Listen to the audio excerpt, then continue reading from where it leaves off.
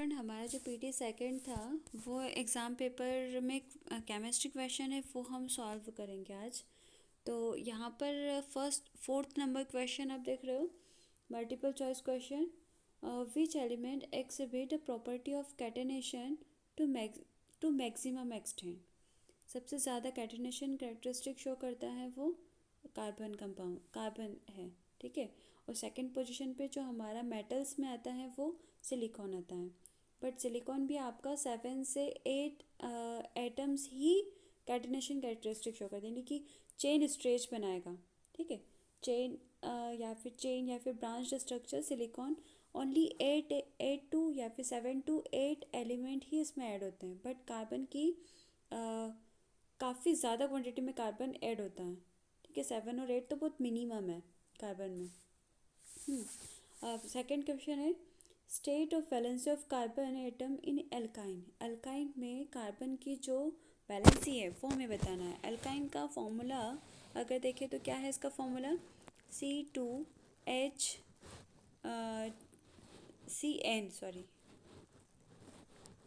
CnH2n-2, ठीक है, ये फॉर्मूला है। अब इसका एक एग्जांपल लो।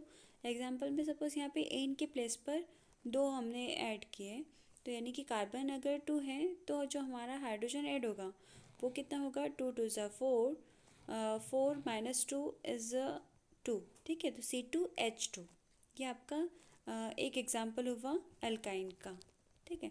अब इसमें हमें बताना ये जो कार्बन है, कार्बन के बीच में जो हम देखते हैं, यानी कि सिंगल एक कार्बन की जो वैलेंसी है वो हमें फाइंड करना है। तो अब देखो स्टूडेंट, यहाँ पर जो कार्बन के बीच में जो बॉन्ड रहेगा वो कौन सा बॉन्ड है, ट्रिपल बॉन्ड है। ऑब्वियसली अल्काइन है, आइन में ट्रिपल बॉन्ड होता है, इन में डबल बॉन्ड होता है, ठीक है। तो यहाँ पर कार्बन की 4 वैलेंसी को कंप्लीट करने के लिए वो एक एक हाइड्रोजन से ऐड होता है।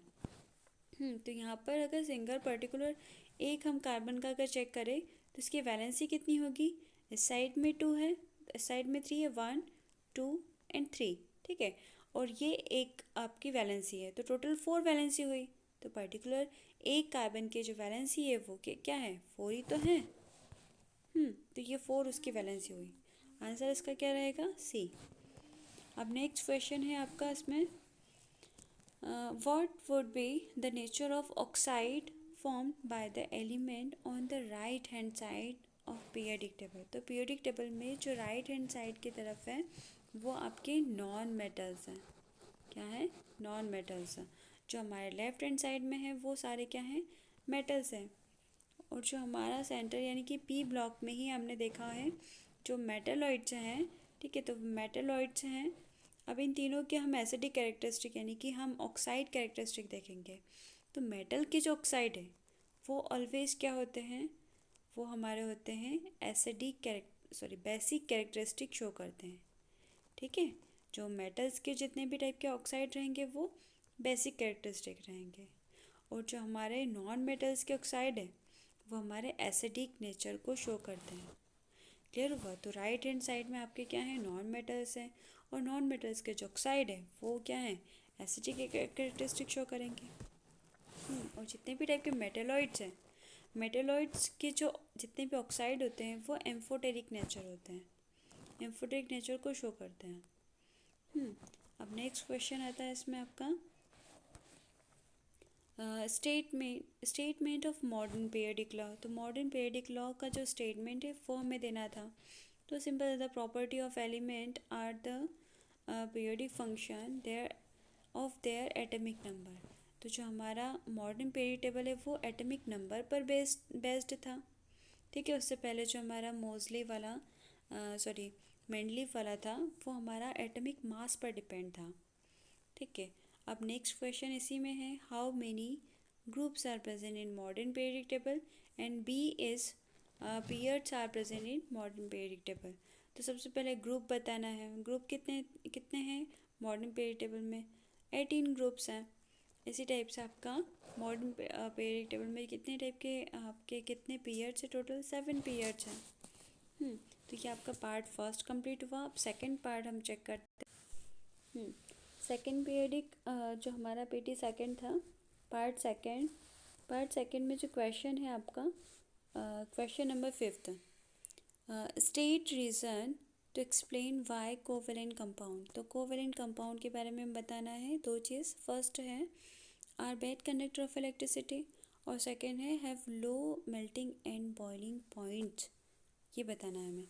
तो बेड कंडक्टर ऑफ इलेक्ट्रिसिटी क्यों शो करता है? कोवेलेंट कंपाउंड का अगर हम देखें तो इक्वली जो इलेक्ट्रॉन की शेयरिंग होती है ना, यानी कि कार्बन कार्बन, यानी कि कितने भी, मतलब आपको जितने भी टाइप के एलिमेंट में दिखेंगे नॉर्मल, अगर उनकी वैलेंसी को कंप्लीट किए हुए अगर कोई भी कंपाउंड दिखेगा तो वो आपका क्या रहेगा? कोवेलेंट कंपाउंड को वो शो करे, मतलब कि कोवेलेंट बॉन्ड को वो शो करता है। तो यहाँ पर सपोज ये एग्जांपल लिया मैंने, कार्बन कार्बन, हाँ, कार्बन, ग्रेफाइट, डायमंड, ये सब क्या है? कोवेलेंट कंपाउंड है।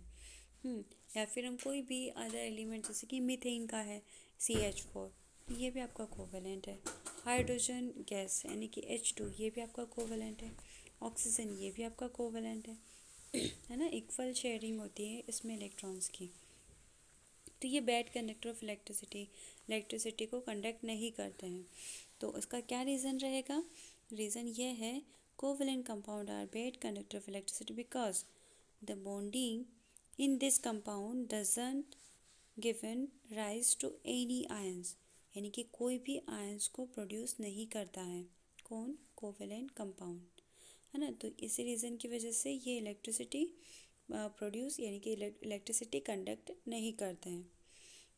अब नेक्स्ट क्वेश्चन है have low melting and boiling point. तो मेल्टिंग और बॉइलिंग पॉइंट भी काफ़ी ज़्यादा लो, यानी कि काफ़ी ज़्यादा काफ़ी ज़्यादा कम रखते हैं, है ना। यानी कि थोड़ा सा ही, थोड़े टेम्परेचर पर ही ये मेल्ट होना स्टार्ट कर देते हैं, थोड़े टेम्परेचर पर ये बॉयल होना स्टार्ट कर देते हैं। तो उसका क्या रीज़न है? तो covalently bonded molecules have a strong bonds within the molecule but intermolecular force are small. इनके बीच में जो, यानी कि CH4 मीथेन, ये कोवेलेंट कंपाउंड है इनके बीच में। तो ये क्या है? इनमें इंटरमोलिकुलर फोर्स क्या है? इनमें काफ़ी ज़्यादा कम है। So they have low show low melting and boiling points. तो यहाँ पे सिर्फ एक ही सिंपल सा एक ही आंसर आएगा, क्या है? Molecules intermolecular force are small. ठीक है, ये आपका क्वेश्चन 5th यहाँ पर कंप्लीट हुआ। अब नेक्स्ट क्वेश्चन है आपका what is mean by the homologous series. तो होमोलोगस सीरीज़ की यहाँ पर डेफिनेशन देनी है। ये डेफिनेशन रहेगी आपकी 1 नंबर की डेफिनेशन है। बाकी जो नेक्स्ट क्वेश्चन दिया है वो अगर आप ये डेफिनेशन पार्ट कंप्लीट करते हो तो आपको 1 नंबर मिलेगा, और आपने अगर सेकंड पार्ट भी कंप्लीट किया है तो आपको 3 मार्क्स कंप्लीट मिलेंगे, और अगर आप इसे हाफ करते हो तो ये आपका 2 नंबर का रहेगा।